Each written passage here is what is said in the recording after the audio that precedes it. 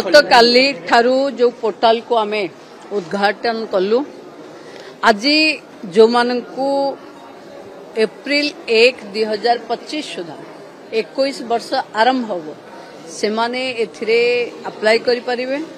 कोनोसी कारणवशतः जदि से माने अप्लाई करि पारि नाहंती दूर रे थिले एबे फेरिचंती विदेश रे रहउतिले एबे देश को फेरिचंती ताले से माने भी एथिरे अप्लाई करि परिबे किंतु जो माने दुई थर सर्वे हिलानी जो माने आगरु अप्लाई करिकरी पाइबार एलिजिबिलिटी नाही से माने अप्लाई करवा कथा नुहे पोर्टाल तंको नबनी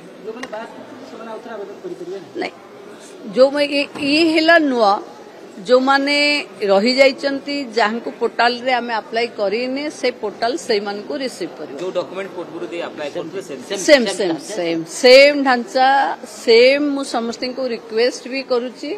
कोठी भिड़ भाड़ नहीं मोबाइल रे चाहिले भी आपण माने सीधा सड़क अप्लाई कर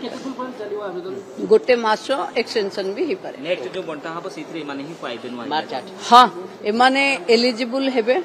ये दुईटा किस्ती पाई ए माने एका बेले के ये दुईटा किस्ती पाइबे